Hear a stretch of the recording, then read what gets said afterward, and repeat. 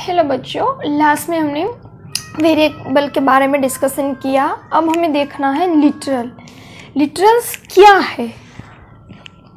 First line आप याद रखो, a name used for a constant value is now a literal. Okay, Java में हमने कई प्रकार के लिटरल्स दिए गए हैं, numbers, character, string and boolean values के लिए। ओके, हम वन बाय वन उसका स्टडी करेंगे। फर्स्ट वाला जो लिटरल है वो न्यूमेरिक लिटरल है। तो numerical literal are used to represent integer और real number for the example. Okay, वो क्या रिप्रेजेंट करेगा? तो कि इंटीजर वैल्यू और रियल नंबर। ओके, यहाँ पे एग्जांपल दिया गया है, देखो ये है 15717.42, ये हमारा रियल नंबर है, ये हमारा इंटीजर नंबर है। और उसके बाद है वो है इंटीजर लिटरल। ओके, वो क्या यूज करेगा? Whole number.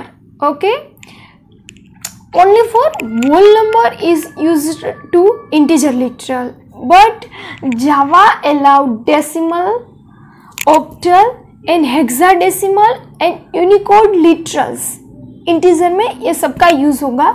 कैसे यूज़ होगा?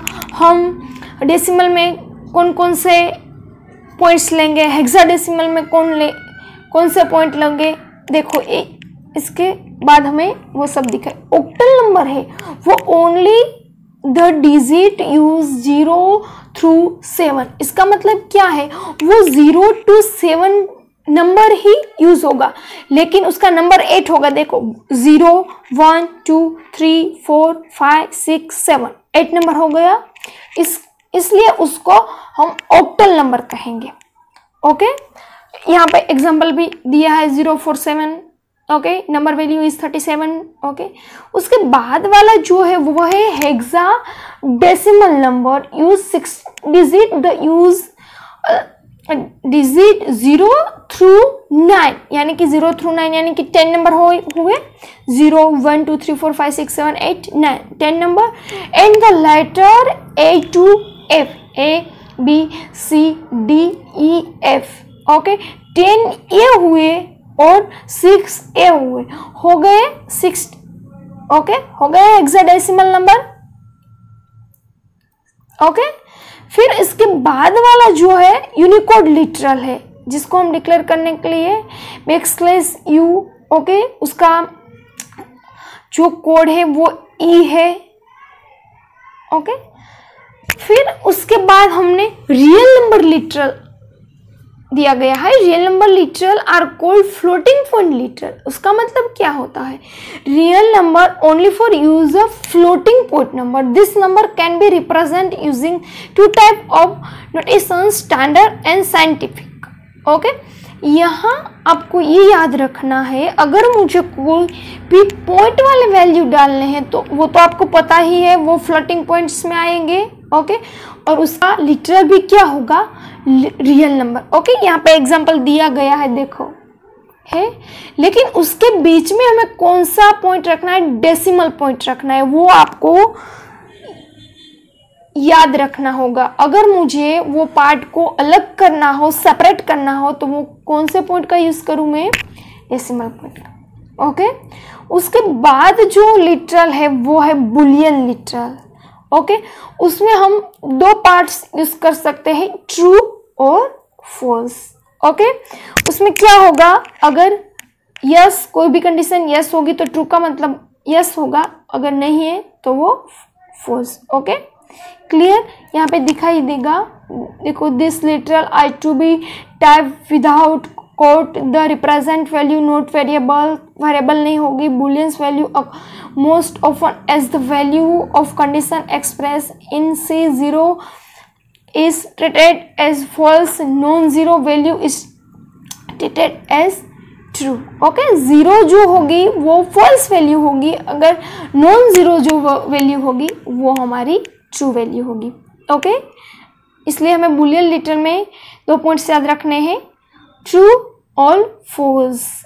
ट्रू के लिए है क्या होगा? तो कि वो नॉन जीरो वैल्यू होगी, वो ट्रू होगी, और फॉल्स के लिए जो होगी वो ट्रीटेड बाय जीरो वैल्यू।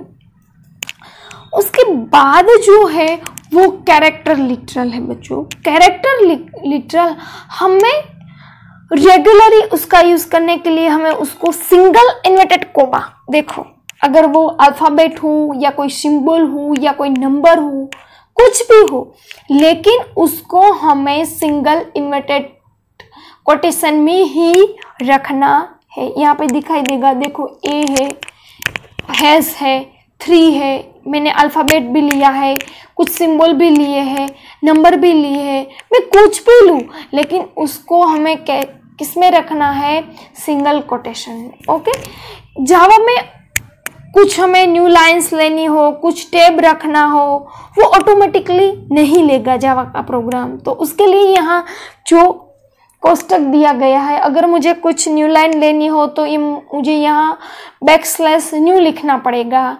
अगर मुझे टैब जितनी जगह रखनी हो तो यहाँ मैंने \t लिखना पड़ेगा। ओके, फिर मुझे बैकस्पेस देना हो तो ये कोड लिखना पड़ेगा।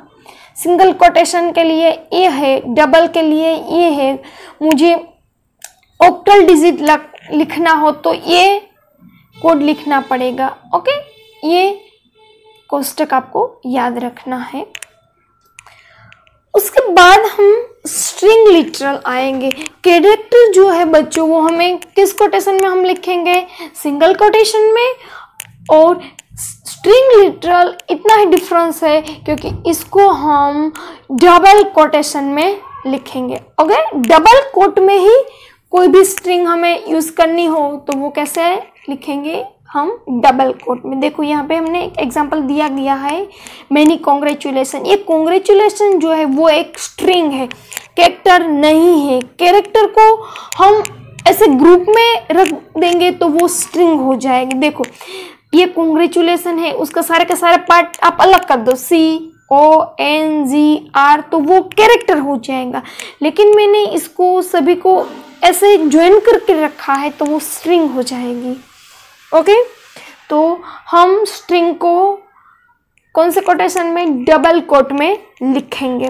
ओके, उसके बाद जो है कमेंट्स, बच्चों हमें याद रखना है क्योंकि कई बार MCQ में ये कैरेक्टर, ये लिटरल में से कुछ न कुछ MCQ आते ही रहते हैं। ओके, कमेंट्स का मतलब क्या है, comments is a program are for human reader only. इसका मतलब है हमारे रीड करने का ही यूज आएगा कमेंट्स में। ओके, वो जब भी मैं प्रोग्राम को एग्जीक्यूट करूँ उसमें इसका कोई भी पार्ट यूज नहीं होगा।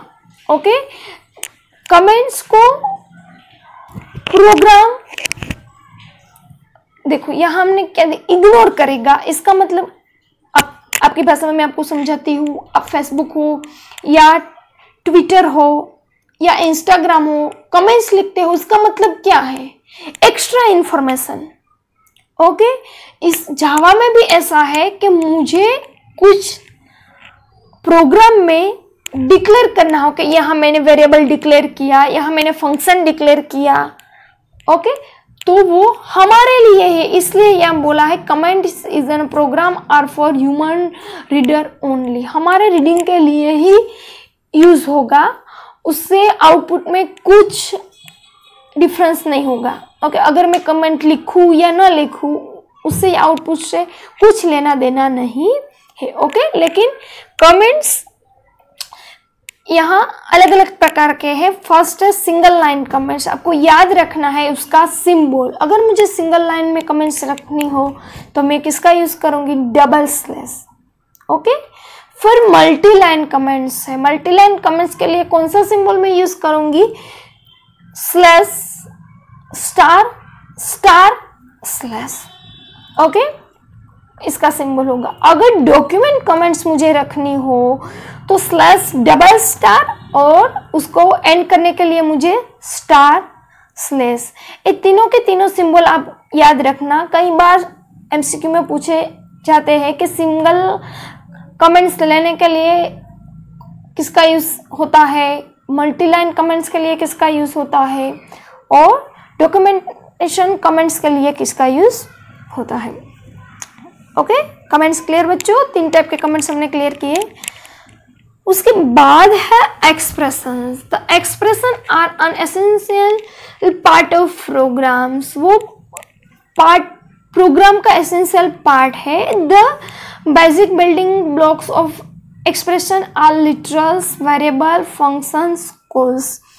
ओके, वो लिटरल फंक्शंस को कॉल करेगा। Okay, the simple expression can be literal, a variable, a functions call. Okay, वो लिटरल को और वेरिएबल और फंक्शन को कॉल करेगा। यहाँ पे एक एग्जाम्पल दिया गया है। ये जो ऑपरेटर है वो अरिथमेटिक ऑपरेटर है। ऑपरेटर क्या है वो हम आगे आपको बताएंगे। ओके, लेकिन यहाँ पे जो दिखाई दिया है वो है arithmetic operator, plus, minus, multiplication, division, okay, modules. और उसके बाद जो है कंपैरिजन ऑपरेटर है, less than, greater than, equal. Okay, ये कंपैरिजन ऑपरेटर है। और लॉजिकल ऑपरेटर, एंड और नोट, वो लॉजिकल ऑपरेटर है। और सिंपल सा एग्जांपल बच्चों यहाँ दिया गया है, a प्लस बी मल्टीप्लिकेशन सी। ए एक एक्सप्रेशन है, तो इसका यूज हम कैसे करेंगे वो हमें यहाँ सिखाया गया है। इसमें से हम फर्स्ट कौन सी कंडीशन अप्लाई करेंगे, तो कि फर्स्ट बी मल्टीप्लिकेशन सी। इसका जो आंसर आएगा वो हम किस में ऐड करेंगे, तो कि ए में। ओके, तो फर्स्ट जो यूज होगा वो है मल्टीप्लिकेशन होगा, उसके बाद एडिशन होगा। ओके, इसको जो बोलते हैं वो है एक्सप्रेशन।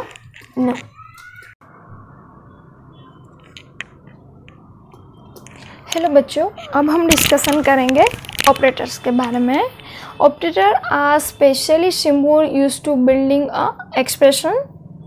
इसका मतलब होता है एक्सप्रेशन का बिल्डिंग करने के लिए हमें जो सिंबल यूज करना पड़ेगा उसको हम ऑपरेटर बोलेंगे। Java support many type of difference operator.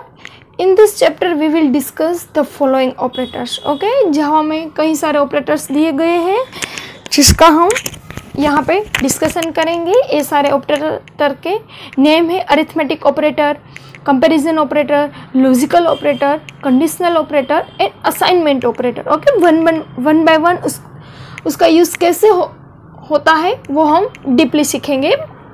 Okay, इसमें आपको फर्स्ट दिया गया है अरिथमेटिक ऑपरेटर। अरिथमेटिक ऑपरेटर में हम एडिशन, सब्सट्रैक्शन, मल्टीप्लिकेशन, डिवीजन और मॉड्यूल का यूज़ करेंगे। ओके, उसका यूज़ कैसे होगा बच्चों, वो तो आप मैथ्स पढ़ ही रहे होंगे। ओके, मैथ्स में सब आता ही है, प्लस कैसे यूज़ करेंगे, सब्सट्रैक्शन कैसे यूज़ करेंगे। ओके, उसका टेबल जो है वो यहाँ पे दिया गया है अरिथमेटिक ऑपरेटर का। ओके, यहाँ पे एडिशन है, सब्सट्रैक्शन है, मल्टीप्लिकेशन यहाँ मैंने किया है, उसका आंसर यहाँ रिजल्ट दिखाई दे रहा है ना। ये ऑपरेटर है, इसका मीनिंग है, और ये एग्जाम्पल है, और उसका ये रिजल्ट है। लेकिन लास्ट वाला देखो, ये सब तो हम रेगुलर यूज करते ही है, लेकिन लास्ट वाला जो है वो है मॉड्यूल्स है। ओके, मॉड्यूल में से ये तो आपको आ जाएगा, लेकिन इसका यूज कैसे करना है वो मैं आपको दिखाती हूँ। इस तरह से ये पॉइंट्स आपको याद रखने होंगे। ओके, लेकिन कब याद रखना है, मैं मॉड्यूल्स का यूज करूँ, लेकिन उसमें जो ये फ्लोटिंग पॉइंट वाली जो वैल्यू है, जब फ्लोटिंग पॉइंट की वैल्यू दी गई है तभी वो प्रोसेस करना है बच्चों, ये याद रखना है। कई बार एमसीक्यू में आता है, आपके बुक में सारे एमसीक्यू, कई सारे एमसीक्यू है जो कैलकुलेशन वाले भी है, इसमें ये सब आएगा। ओके, ये लास्ट वाला मैं आपको सिखाती हूँ। देखो कैसे होगा। 25.8 को मैंने डिवाइड किया, ओके, 7 से, तो इसमें आंसर आएगा 3। ओके, रिमाइंडर 3 आया। 3 को मैंने 7 से मल्टीप्लाई किया, 3 मल्टीप्लाई 7 यानी कि 21। Okay, 25.8 minus 21 equal 44.8। ओके, कभी ये प्रोसेस करनी है जब भी आपको ऐसी वैल्यू दी गई है, ऐसा पॉइंट वाला वैल्यू दी गई है, तब भी ये प्रोसेस करना है। ओके, उसके बाद वाला जो इंक्रीमेंट एंड डिक्रीमेंट ऑपरेटर है, ओके, वो unary operator plus plus and minus minus are called the increment operator and the decrement operator. Okay, जो प्लस प्लस है वो एक 1 ऐड करेगा, ओके, वेरिएबल में, and minus minus subtraction 1 for the variable. इसका मतलब है जब प्लस प्लस ऑपरेटर है वो वेरिएबल में प्लस ऐड करेगा और माइनस माइनस जो ऑपरेटर है वो वेरिएबल में से वो 1 माइनस करेगा। ओके, उसका यहाँ भी दिखाई दे रहा है, अगर मैंने एक वेरिएबल x लिया है, ओके, इंटीजर x लिया है, तो उसको x प्लस प्लस यानी प्लस प्लस x, या मैं x प्लस प्लस लिखूँ या प्लस प्लस x लिखूँ, और इसी तरह x माइनस माइनस और माइनस माइनस x, ओके, और a parts of a largest expression. Okay, उसके बाद वाला जो ऑपरेटर है बच्चों वो है comparison operator. Comparison operator are also known as relational operator, यानी relational operator and comparison operator दोनों ही सेम है। अगर मुझ दो वेरिएबल के बीच में या कोई भी दो फंक्शन के बीच में कुछ भी रिलेशन चाहिए तो हमें ये कंपैरिजन ऑपरेटर का यूज करना पड़ेगा। कैसे, देखो यहाँ पे है, ये आपको बता ही दिया है, a इक्वल इक्वल b। इसका मतलब क्या है, ये हमारा एक वेरिएबल है या दूसरा ए बी है, ओके, तो यहाँ a और b इक्वल है। ओके, फिर ये हमें कहीं भी कंपैरिजन करनी हो, कंपैरिजन तब भी होगी जो हमारे पास दो पार्ट हो गए, वो वेरिएबल हो या कुछ भी हो। ओके, दो वेरिएबल हो गए तो ही हमारे पास दो पार्ट होगी, तो ही हम उसका कंपेयर कर सकते हैं, अदरवाइज नहीं। क्योंकि कैसे, यहाँ पे देखो आपको दिखाई दे रहा है ये ए वाला एक पार्ट है और ये बी वाला पार्ट है। अगर मैंने बी वाला पार्ट नहीं लिया तो कैसे हम कंपैरिजन ही नहीं कर सकते। ओके, देखो A not equal B, A less than B, A greater than B, A less than और इक्वल बी, और A greater than equal B. ये क्या है, कंपैरिजन ऑपरेटर है। उसके बाद जो है logical operator. Logical operator are also called boolean operator. Okay, हमने बुलियन के बारे में आगे ही डिस्कशन किया था बच्चों। बुलियन में कौन सी वैल्यू आएंगी, तो क्या ट्रू और फॉल्स। ओके, तो लॉजिकल ऑपरेटर वो भी कैसे है, बुलियन ऑपरेटर ही है। ओके, इसमें देखो याद रखना है एंड और एक्सॉर, एक्सक्लूसिव और एंड नोट। ओके, ए इसके लॉजिकल ऑपरेटर है और ए इसके ऑपरेट्स है।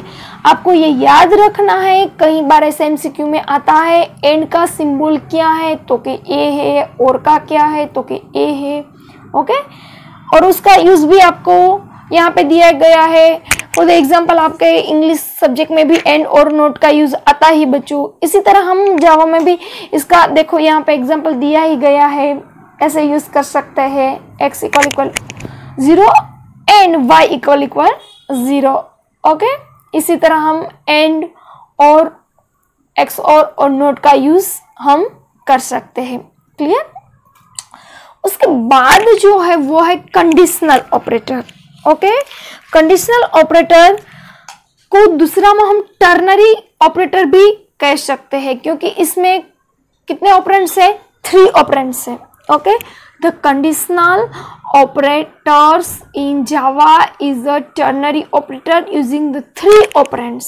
Okay, 3 operands में उसके सिंबल आपको याद रखने हैं। कई बार ऐसे एमसीक्यू में आता है कि कंडीशनल या टर्नरी ऑपरेटर में कौन से सिंबल यूज होंगे बच्चों, तो कि देखो यहाँ मैंने एंड का सिंबल और क्वेश्चन मार्क का सिंबल है वो है, और ये है कोलन का सिंबल, कोमा का सिंबल है। ओके, यहाँ पे मैंने क्वेश्चन मार्क लिया है और ये है कोलन है। ओके, क्वेश्चन मार्क और कोलन का यूज हम हो गए। Okay, expression two after 3 operands it takes the following forms. यहाँ पे इसकी सिंटेक्स दी गई है, लेकिन यहाँ आपको याद रखना है 3 ऑपरेंड्स होगा और उसकी 2 सिंबल एंड और कोलन। ओके, फिर यहाँ एक एग्जाम्पल दिया गया है, वो भी आपको याद रखना है। क्यों? देखो ये इसकी सिंटेक्स दी गई है ओके। फिर यहाँ इसका एक्सप्रेशन दिया है n is 8, मैंने n में 8 डाले। अगर मैं कुछ भी इवन वैल्यू लेती हूँ ओके, n बराबर मैंने इवन ओड ओके, मैंने इवन वैल्यू ली तो वो तो 2 से डिवाइड होगी और मुझे आंसर 0 मिलेगा या नहीं? यस, क्योंकि हम इसको डिवाइड कर सकते हैं और आंसर हमें 0 आएगा ओके। तभी हमें ये नेक्स्ट स्टेटमेंट है वो उसकी प्रोसेस करनी नहीं है। अगर मैंने यहाँ ओड वैल्यू डाली, 8 के बदले मैंने यहाँ 9 डाला तो वो 2 से डिवाइड नहीं होगा, उसकी 0 वैल्यू इक्वल 0 नहीं होगी। तब भी मुझे ये कंडीशन चेक करनी है ओके। देखो मैंने फर्स्ट वाली कंडीशन 8 डाली और वो तो 2 से डिवाइड हो गई तो क्या यस, तो आंसर कितना आएगा? 4 आएगा ओके। अगर मैंने यहाँ पे n is 9 डाला ओके तो उसका आंसर क्या आएगा बच्चों? ए स्टेटमेंट चेक करने आएगा। 3 मल्टीप्लीकेशन 9 यानी कि 9 मल्टीप्लीकेशन 3 27 प्लस 1 यानी कि 28 ओके, तो उसका आंसर ये आएगा। याद आपको इतना ही रखना है, अगर मैंने 9 में इवन वैल्यू डाली है, क्योंकि इवन वैल्यू ही उसको डिवाइड 2 से डिवाइड में करूँ तो आंसर उसका 0 आएगा ओके, अदरवाइज 0 आएगा नहीं, तब भी वो ये कंडीशन चेक करने जाएगा ओके। हम कहीं ओड वैल्यू डालते हैं ओके, ओड वैल्यू में डालोगी तो फर्स्ट कंडीशन का रिजल्ट क्या आएगा? फॉल्स, तो वो सेकंड कंडीशन ये चेक करने जाएगा। अगर मैं इवन डालती हूँ तो वो वहाँ चेक करने जाएगा नहीं, क्योंकि ए एक्सप्रेशन का एग्जाम्पल आपके एमसीक्यू में कई सारे दिए गए हैं बच्चों, इसलिए आपको ये याद रखना है ओके। क्लियर? ऑपरेटर्स हमने कितने ऑपरेटर्स देखे बच्चों? हमने पहले वाला arithmetic operator, comparison operator, logical operator, conditional operator, उसके बीच हमने वो भी देख लिया increment decrement operator okay. Clear?